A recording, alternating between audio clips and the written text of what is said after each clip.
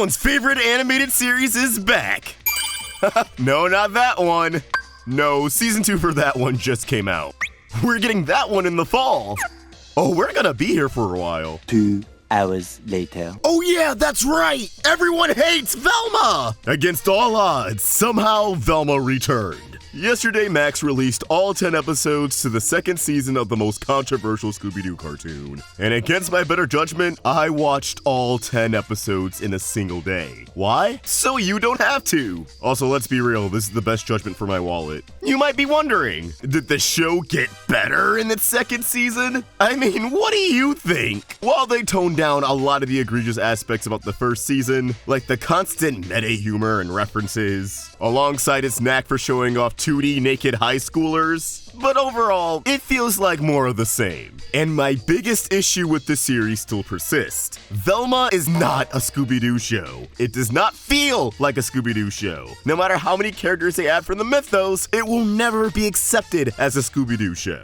And frankly, after all the discourse the second season has provided in a day, I'm just praying that this show is killed sooner rather than later so we can move on to the next Scooby-Doo project. So today, I want to talk about the most controversial aspects of this season, accompanied with my general thoughts, and touch on my hopes for the next adult Scooby-Doo show, because they're definitely gonna do another one, even if they switch back to a family demographic first. Now, the best place to start is with a question I've seen a lot. Why the hell did Velma get a season 2? If most people hated the first season, why did Max give them the green light for more? Well, that's just the thing. Most shows at Warner Bros. Animation, especially reboots, tend to get 2 seasons out the gate. Harley Quinn and Young Justice, for example. And in some cases, those 2 seasons are all they get, like with the Looney Tunes show, or Scooby-Doo Mystery Incorporated, or Velma. Considering the show dropped last January, there was no way these 10 episodes were produced in the last year alone. They definitely started on them a bit sooner.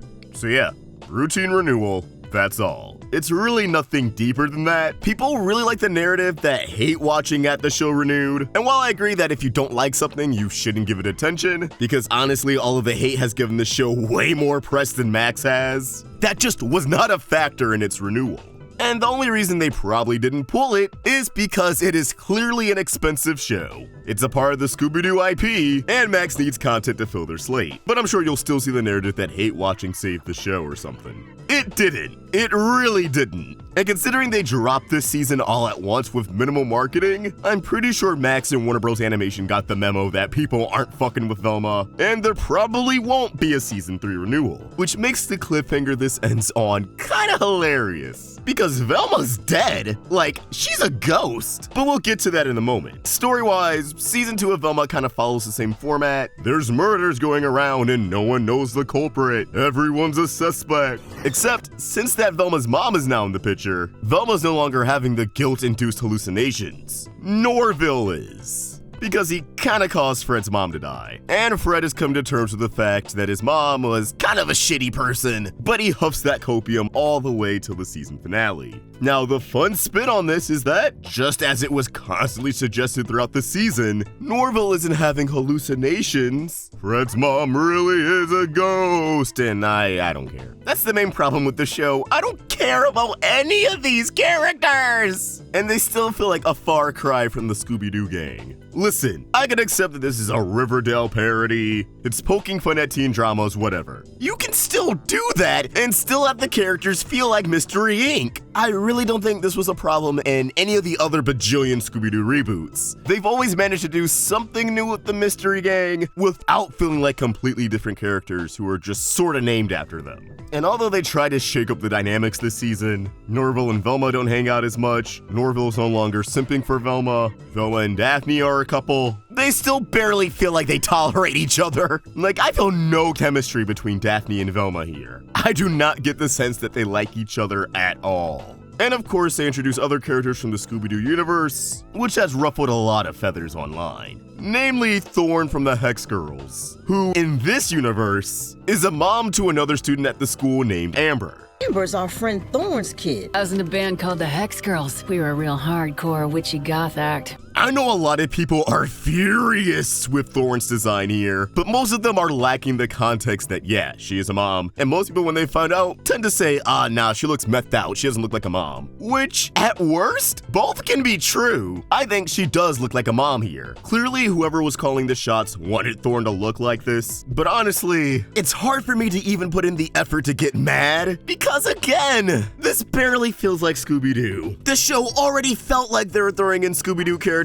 for the hell of it, and this just feels like an extension of that to me. We have a weird goth kid coming to the school. What if her mom's the Hex Girl? It's lame. As a cougar connoisseur, it could be worse. But for me, it's just eye-roll-worthy more than inducing a blind rage. And I think that just has to do with the fact that we've seen the Hex Girls in plenty of other Scooby-Doo iterations, and we're going to see them in the future. This is not the look of the Hex Girls moving forward. This is Thorn as she appears in a bad Scooby-Doo reboot in a sea of bad iterations of the characters. She doesn't really do much, she's not that memorable. It's just par for the course when it comes to this show. Now, Thorn is a lot of people's childhood crushes, so I get the rage from that perspective. I would just rather revisit any of the other Scooby-Doo iterations with the Hex Girls where they look the same, instead of harping on the bad one because we all know it's bad. And again, she's just kind of there most of the time. But then there's another well-known Scooby-Doo character who pops up in this season. A character who's actually the killer of this season. The one and only Scrappy-Doo. And as far as Scrappy iterations go, I mean, it's not that far off from like the first live action movie. Scrappy's the villain because everyone already hates Scrappy, so why not? It doesn't really do anything new with him. I mean, he has a different origin. He's an angry lab experiment gone wrong. Part of a project named Scooby. Guys, look, they reference the dog that's not in the show. But yeah, if you've seen the first movie, you've seen this Scrappy. He just swears now, which, okay. So yeah, Scrappy's killing people, ends up killing Velma. That's not even a joke. The climax of the season involves a daring escape. Everyone but Velma survives. Because after denying the existence of ghosts all season, she's a ghost herself. She a ghost girl, she possessed the dog. Dog die, Velma still die. They reveal they can't get Velma back in her body. So we end on a cliffhanger where Amber teases that maybe Velma can come back to life on Halloween. Ooh, are we getting a Halloween special? I hope the fuck not, because I want this show to die already. Floating brains and mind transference is a huge part of this season. They try to be creative, but again, it just doesn't feel like Scooby-Doo to me. Still just wanted to mention that because it's a thing. Norville has a relationship with one of the brain girls, and of course he fumbles the bag by the time she's in her proper body. Because Norville's the opposite of Shaggy. He can't have any game. It's just so unremarkable. Like, yeah, they toned down a lot of the egregious aspects of the series, but what we're left with just really drives the point home that this show has nothing going for it. And it would have been much better suited as its own thing and not a Scooby-Doo project. But it wouldn't exist, it wouldn't have this much money behind it if it wasn't Scooby-Doo. But even without the constant meta humor, there's just so much pop culture references, always referring to social media. It really wants to be like Rick and Morty, but we already know Rick and Morty doesn't have the best track record when it comes to comedy. After season 2, it becomes a very hit or miss show. And so much dialogue in Velma reminds me of the worst episodes of Rick and Morty. And it just feels so directionless. Like, there's a point where Shaggy, Norville, tries to get rid of his hallucinations, and his brain ends up getting fried. And not only are the hallucinations gone, but so is his empathy. But it's really just kind of a cheap cliffhanger because it gets resolved like 5 minutes into the next episode. And he still has the hallucinations, so it's like, why did we go through all of this? I just did not have a good time watching this show at all. I'm really hoping that the next Scooby-Doo show will again hopefully be an adult show and just have it feel like Scooby-Doo. Like, look, having blood and drugs and swearing and all of that in a Scooby-Doo show, it'd be cool if it was done right, but it's just so blatant and in your face here, where half the joke is, oh, look, it's weed in a Scooby-Doo show. That doesn't feel like Scooby-Doo. So it doesn't land, it just feels annoying. I'd like to see the gang with the talking dog, not Scrappy, go on weekly adventures that tie into an overarching mystery, and the mature aspects can come from both the character development and the villains they're going going up against. Using Scooby-Doo 2 Monsters Unleashed as an example, although that was obviously a family-friendly movie, I think Shaggy and Scooby's arc is something that could be re-explored in a different series. How they're the most immature of the group.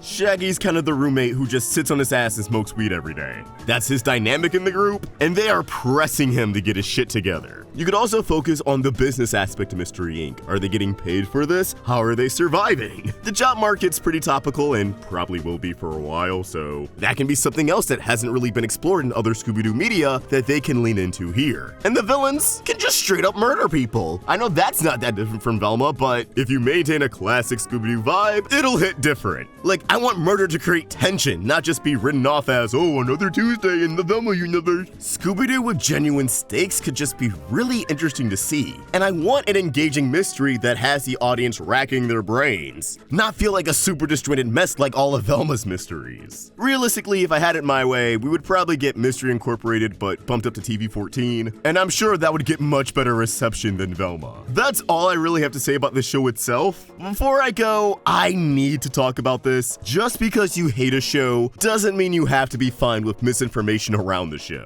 With how tricky the internet's becoming, letting misinformation slide because it has something to do with a show you don't like just sets a really dangerous precedent for this shit to get out of hand. And I mention this because Velma's obviously a show most people aren't gonna check out for themselves. Why should they? If you don't think you're gonna like it, why waste your time watching it? That being said, people still engage with the show without watching it, which is how you have fake screenshots like this, where the show is dissing Coyote vs. Acme, the Looney Tunes movie that Warner Bros. Discovery killed, despite it being finished. Now, the fact the screenshot was believable kinda says a lot about the show itself, but this is not what's being said. The actual context here is like something with Velma and Daphne's relationship. I don't give a fuck. Oh my god, you really want to have a deep conversation about our feelings right now? But when this fact is pointed out to a lot of people, they just don't care because they would rather dunk on Velma. But it's just not fucking true. And for some reason, clearing that up means I'm suddenly defending the show. I remember last year, there was a nasty rumor that Gigi, the only prominent black girl in the show, was actually this show's version of Scooby-Doo, and people just ran with it. And when I made a video clearing it up, while most people appreciated me clearing up the misinformation, I still got a lot of comments along the lines of, "Don't you go defending the show now after you slammed it." That's not a defense. That's me saying that this black girl is not Scooby-Doo, and that it's pretty fucked up people started that rumor because they knew the kind of discourse it would create. Now, the fake Coyote vs. Acme joke is nowhere near as egregious as that, but the fact people get mad when you clear up misinformation just because it's about a show they don't like, it's bonkers, dude. And beyond that, I get we're being hyperbolic, but there's so many people saying something to the effect of, "I'm glad the animation industry is having record-breaking unemployment right now because I can't beat off to Thorn anymore." My brother in Christ, that is a loony statement. I know a lot of people don't really understand how animation works, and that's not an insult if you don't understand how it works. It's just not like super common knowledge. But Velma looks the way it does because that's how higher-ups want it, not the art team. It's like the Ben 10 reboot. The artist on there wanted to go for a more anime style, which you can see in the storyboards. Executives wanted a more Family Guy approach, and the final product was a weird in-between that a lot of people don't like, me included. So Thorn looks this way because someone wanted her to, and I doubt it was any of the artists.